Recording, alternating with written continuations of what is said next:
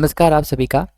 आज की वीडियो में हम संयुक्त राज्य अमेरिका के एक फार्म के बारे में डिटेल स्टडी करेंगे कि किस तरह से संयुक्त राज्य अमेरिका का जो एक किसान होता है वो किस तरह से कृषि करता है, किस तरह से अपने कृषि कार्यों को संपन्न करता है और किस तरह से उसके पास सभी संसाधनों की मौजूदगी के कारण अधिक पैदावार उसे प्राप्त होती है, कितनी आधुनिक तरीके से वो खेती करता है। और यहाँ पर हम एक तुलनात्मक विश्लेषण करेंगे किसका।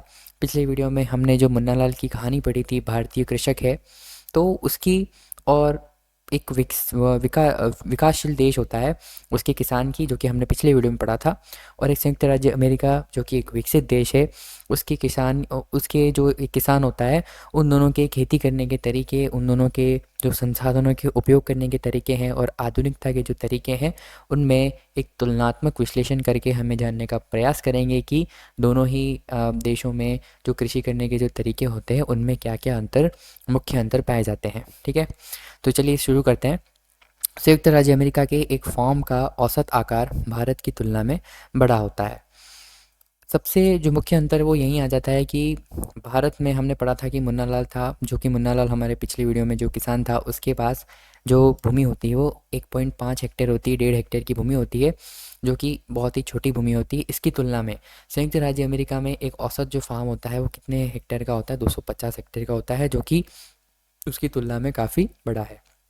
किसान फॉर्म में ही निवास करता है, फॉर्म में ही रहता है। जो किसान होता है उसके पास इतनी बड़ी ज़मीन होती है, इतनी बड़ी खेती होती है कि वो वहीं पर अपना आवास का निर्माण भी करता है और वहीं पर रहता है और अपनी खेती कार्य संपन्न करता है, जैसा कि आप इस फोटो में देख सकते हैं। महत्वपूर्ण फसलें कौन कौन सी होती हैं, वो किन किन फसलों को उगाते हैं? तो मक्का, सोयाबीन, गेहूँ, चुकंदर, ये फसलें जो होती हैं वो मुख्य फसलें होती हैं। इसके अलावा कपास की फसल भी होती है, कई प्रकार की दालें भी उगाई जाती हैं। और जो कपास की फसल है, सूती वस्त्र उद्योग है, उसमें काफ़ी हद तक कच्चे माल की आपूर्ति भी करती है। तो इस तरह से काफ़ी सारी फसलें होती हैं जो मुख्य रूप से बड़े ही वृहद पैमाने पर उगाई जाती हैं, जो कि उद्योगों में भी काम आती हैं और खाद्य सुरक्षा की आपूर्ति भी करती हैं। इसके बाद जैसा कि हमने पिछले अध्याय में मुन्नालाल की कहानी पढ़ी थी, जो कि एक भारतीय कृषक है, भारतीय किसान है, इस तरह से हम एक संयुक्त राज्य अमेरिका के एक किसान की भी कहानी पढ़ेंगे। जो हरन, हमारा जो कृषक है संयुक्त राज्य अमेरिका का, जो कि कहाँ का निवासी है? आयोवा, मध्य पश्चिम अमेरिका का एक निवासी है। वो किस तरह से अपनी खेती कार्यों को करता है, अपनी खेती कार्यों को अंजाम देता है, इसके बारे में हम पढ़ेंगे। सबसे पहली बात, 300 हेक्टेयर की भूमि है। वो कितने कितने हेक्टेयर की भूमि का वो मालिक है? 300 हेक्टेयर की भूमि का वो मालिक है और प्रतिवर्ष वो 300 हेक्टेयर की भूमि पर अपनी खेती कार्य करता है। आधुनिक कृषि करता है। आधुनिक कृषि करने का मतलब है कि उसके जो कृषि करने के तरीके हैं, उसके जो साधन है वो काफ़ी ही क्या है? आधुनिक हैं। सभी प्रकार से वो आधुनिकता से टेक्निक्स मॉडर्नाइजेशन से भरा हुआ है। मॉडर्नाइज्ड उसकी एग्रीकल्चर का करने का वो पूरा तरीका है। किस तरह से है ये समझते हैं।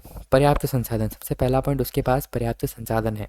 जैसा कि हमने पिछले वीडियो में देखा था, मुन्नालाल के पास में सिंचाई की सुविधाएं नहीं होती हैं, फर्टिलाइज़र नहीं होते हैं, फर्टिलाइज़र वगैरह जो उच्च उत्पादन जो बीज होते हैं वो भी उसे ऋण पर लाने पड़ते हैं, औजार भी अपने ऋण पर लाने पड़ते हैं, ट्रैक्टर होता है वो भी वो भाड़े पर लेता है अपनी जुताई करवाने के लिए।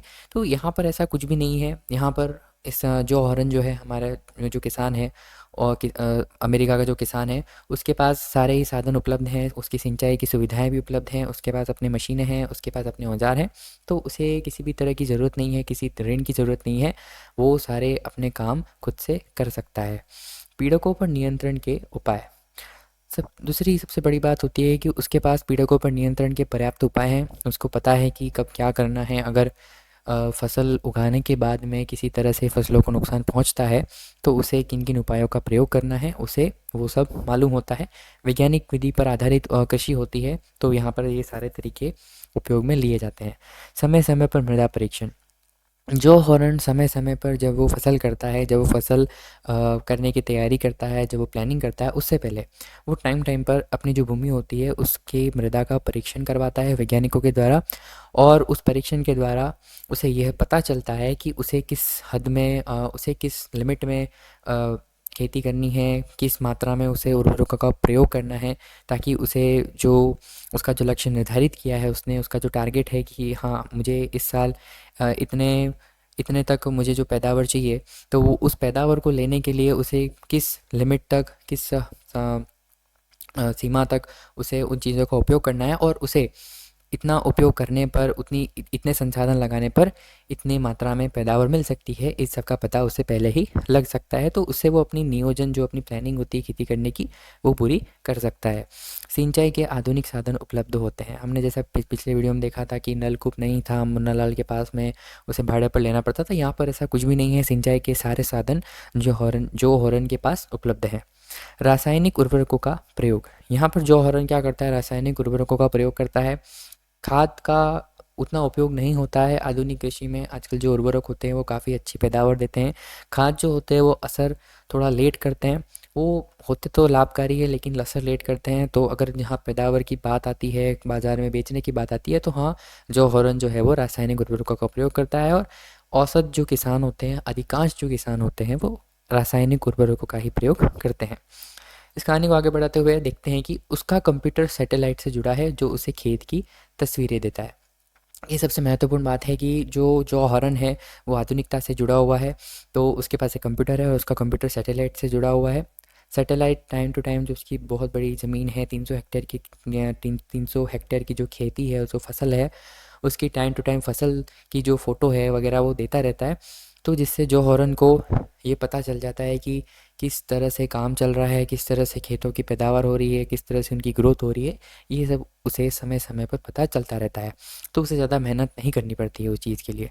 ट्रैक्टरों, बीज बोने की मशीनें। देखो, इसके पास अपने खुद का ट्रैक्टर है, बीज बोने की मशीनें हैं, उसे ये सब हाथ से नहीं करना पड़ता है, ना बैलों की ज़रूरत होती है। समतलक, अगर भूमि का कुछ ऊपर नीचे हो रहा है, भूमि का जो लेवल है वो नहीं बैठ रहा, तो उसके पास समतलक है। संयुक्त हार्वेस्टर है। फसल काटने के लिए भी मशीनें हैं बहुत बड़ी बड़ी। और फसल को, बीज को अलग करने के लिए, दानों को अलग करने के लिए थ्रेशर भी उसके पास परमानेंट अवेलेबल होता है, वो उसका खुद का होता है। तो अब देख सकते हैं कितना फ़र्क है, जहाँ पर किसानों को अपने ट्रैक्टर भी भाड़े पर लाने पड़ रहे हैं विकासशील देशों में। तो वहीं एक तरफ जो विकसित देश है, उसमें जो किसान होता है वो इतने बड़े पैमाने पर खेती करता है, तो उसके पास इतनी बड़ी बड़ी मशीनें भी अपने खुद के लिए अवेलेबल होती हैं। अनाज स्वचालित भंडार में संचित होते हैं। हमने देखा था कि मुन्ना लाल जो होता है उसके पास भंडारण सुविधाएं नहीं होती हैं। इसी कारण से उसे बाज़ार में पर्याप्त लाभ उपलब्ध न होने पर भी, अगर उसे लाभ नहीं हो रहा है, फिर भी उसे अपनी फसल बेचनी पड़ती है, क्योंकि उसके पास जो भंडारण की जो सुविधा उपलब्ध नहीं होती है। लेकिन यहाँ पे हम देख सकते हैं कि जो जो हॉर्न है, देखो यहाँ पे आप देख सकते हैं ना, ये जो एरिया दिख रहा है आपको, ये पूरा उसके फार्म का एरिया है और यहाँ पर वो उसने उसका अनाज भी भंडार करता है। तो जो हॉर्न के पास में क्या है, स्वचालित भंडार भी है, जिसमें वो अपना जो अनाज है वो काफ़ी टाइम तक, 1 साल 2 साल तक भंडार करके रख सकता है। और जब मार्केट में उसकी वैल्यू बढ़ती है, जब कम होगी तो वो ऑब्वियस सी चीज़ है, वो उसको संभाल के रखेगा। जब मार्केट में उसकी प्राइस बढ़ जाएगी, जब मार्केट में उसका मूल्य बढ़ जाएगा उस अनाज का, तो वो अपने अनाज को ऊंचे दाम पर बेचेगा, और जिससे उसे अच्छा खासा लाभ भी प्राप्त होगा। तो इस तरह से हम कह सकते हैं कि संयुक्त राज्य अमेरिका का एक किसान होता है, एक व्यवसाय की तरह कार्य करता है, न कि एक खेतीहर किसान की तरह। हमने पहले ही पढ़ा था कि एक विकसित देश का जो किसान होता है वो वाणिज्यिक खेती करता है, लाभ कमाने के उद्देश्य से खेती करता है, न कि गहन निर्वाह कृषि, न कि अपना घर चलाने के लिए। बाकायदा वो एक बिजनेस करता है अपनी खेती से, अपने कृषि कार्यों से। तो इस प्रकार से हमने आज के इस वीडियो में संयुक्त राज्य अमेरिका के एक फॉर्म का तुलनात्मक विश्लेषणात्मक अध्ययन किया कि किस तरह से संयुक्त राज्य अमेरिका विकसित देश का जो एक किसान होता है वो किस तरह से खेती कार्य करता है, और एक भारतीय किसान या एक कह लो कि विकासशील देश का जो किसान होता है वो किस तरह से, उसके कंपैरिजन में किस तरह से एक विकसित देश का किसान खेती करता है। तो आज की इस वीडियो में सिर्फ इतना ही। आपको किसी प्रकार की भी समस्या हो तो आप कमेंट बॉक्स में अपनी समस्या बता सकते हैं, या किसी प्रकार का सुझाव होता बता सकते हैं। नेक्स्ट वीडियो में हम रोचक तथ्यों के बारे में डिस्कस करेंगे, इंटरेस्टिंग फैक्ट्स के बारे में डिस्कस करेंगे। तब तक के लिए थैंक यू।